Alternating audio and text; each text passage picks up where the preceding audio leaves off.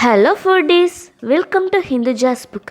இன்றைக்கி நம்ம கிச்சனில் என்ன பார்க்க போகிறோம்னா, கர்நாடகாவில் ரொம்பவே ஃபேமஸான ரெசிபி. நம்ம ஊரில் சாம்பார் வடை எவ்வளோ ஃபேமஸோ அந்தளவுக்கு பெங்களூர், மைசூரில் ரொம்பவே ஃபேமஸானது தான் இந்த போண்டா சூப். இந்த ரெசிபி தான் இந்த வீடியோவில் எப்படி செய்யலாம்னு பார்க்க போகிறோம். வீடியோக்குள்ளே போகிறதுக்கு முன்னாடி என்னோடய சேனலில் இன்னும் சப்ஸ்கிரைப் பண்ணாதவங்க கீழே இருக்கிற ரெட் கலர் சப்ஸ்கிரைப் பட்டனை மறக்காமல் ப்ரெஸ் பண்ணிவிடுங்க. கூடவே பக்கத்தில் இருக்கிற பெல் ஐக்கானும் கிளிக் பண்ணுங்கள். ஃபஸ்ட்டு சூப் ப்ரிப்பேர் பண்ணிடலாம். அதுக்கு நான் ஒரு பவுலில் பாசிப்பருப்பு 1/4 கப் அளவும், துவரம் பருப்பு 1/4 கப் அளவுக்கு கொஞ்சம் கம்மியாகவும் எடுத்திருக்கேன். இதை நல்லா வாஷ் பண்ணிவிட்டு ஒரு 1/4 மணி நேரம் நல்லா ஊற வச்சு எடுத்துக்கோங்க. இதை ஒரு குக்கரில் மாற்றிக்கலாம். இந்த சூப்புக்கு வெறும் பாசிப்பருப்பில் மட்டும்தான் செய்வாங்க. பட் நம்ம ஊர் டேஸ்ட்டுக்காக துவரம் பருப்பு கொஞ்சமாக ஆட் பண்ணியிருக்கேன். இது கூட நீலவாக்கில் கட் பண்ணின ஒரு பெரிய வெங்காயம், அப்புறம் சின்ன பீசஸாக கட் பண்ணின 2 தக்காளி, 2 பச்சை மிளகாய் எடுத்திருக்கேன். இது எல்லாத்தையுமே குக்கரில் சேர்த்துக்கலாம்.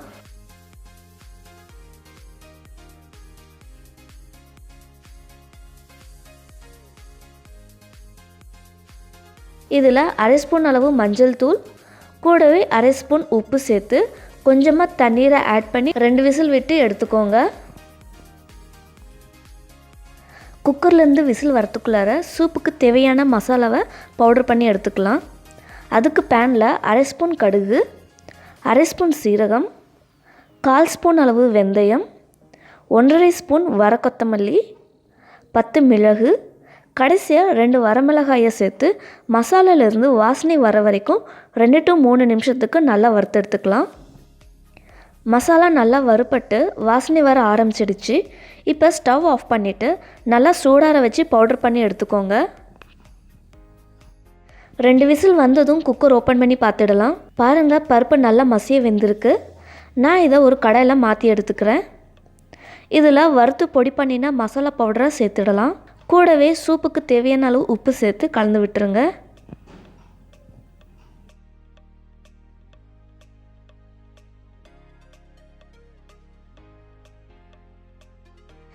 கலந்து விட்ட பிறகு சூப்புக்கு தேவையான அளவு தண்ணீர் ஒரு 2 கிளாஸ் அளவு சேர்த்துருக்கேன். இதை நல்லா கலந்து விட்டதும் ஒரு 5 நிமிஷத்துக்கு நல்லா கொதிச்சு வரட்டும். அதுக்குள்ளே நம்ம தாளித்து எடுத்துக்கலாம்.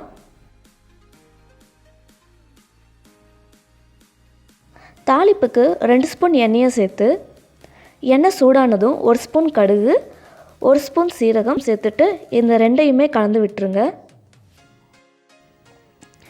இந்த கடுகும் சீரகமும் பொரிஞ்சு வந்ததும் பொடியாக கட் பண்ணின 5 பல்லு பூண்டு, 1 இன்ச் அளவு இஞ்சி, கூடவே 1/4 ஸ்பூன் பெருங்காயத்தூள், 2 வரமிளகாய், பிறகு 1 கொத்து கருவேப்பிலையை சேர்த்து கலந்து விட்டு பூண்டு நல்லா வறுபட்டு வந்ததும் ஸ்டவ் ஆஃப் பண்ணிடலாம்.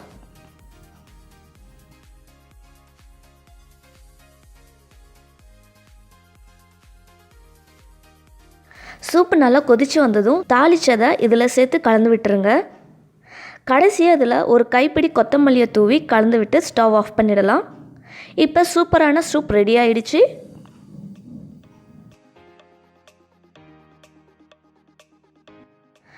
அடுத்ததாக போண்டாக்கு ஒரு 1/2 கப் அளவு உளுத்தம்பருப்பை 1 மணி நேரம் ஊற வச்சு எடுத்திருக்கேன்.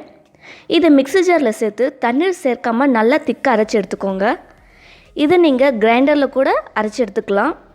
இதில் ஒரு சின்ன டிப்ஸ் உங்களுக்கு, இந்த உளுத்தம்பருப்பை ஊற வச்சு ஃப்ரிட்ஜில் 1 மணி நேரம் கழித்து நீங்கள் அரைச்சிங்கன்னா நல்ல உபரி தரும். இதை நீங்கள் தோசை மாவு அரைக்கும் போது கூட இந்த டிப்ஸை ஃபாலோ பண்ணிக்கலாம்.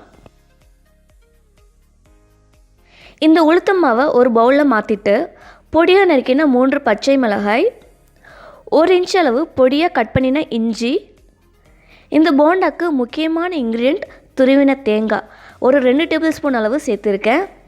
துருவின தேங்காய் இல்லைன்னா சின்ன சின்ன பீசஸாக கட் பண்ணி கூட சேர்த்துக்கலாம். பிறகு 1/4 ஸ்பூன் ஆப்ப சோடா, கூடவே போண்டாக்கு தேவையான அளவு உப்பு சேர்த்து நல்லா கலந்து விடுங்க.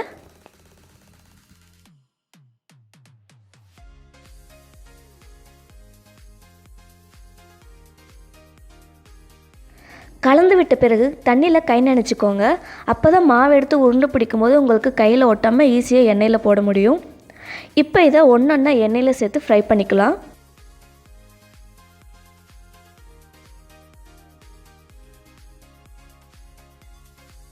போண்டா ஒரு சைடு ஃப்ரை ஆனதும் அதுவே தானே அடுத்த சைடு திரும்பிடும். இப்போ இதை 2 நிமிஷத்துக்கு நல்லா ஃப்ரை ஆகி கலர் சேஞ்ச் ஆனதும் இதை எடுத்துடலாம்.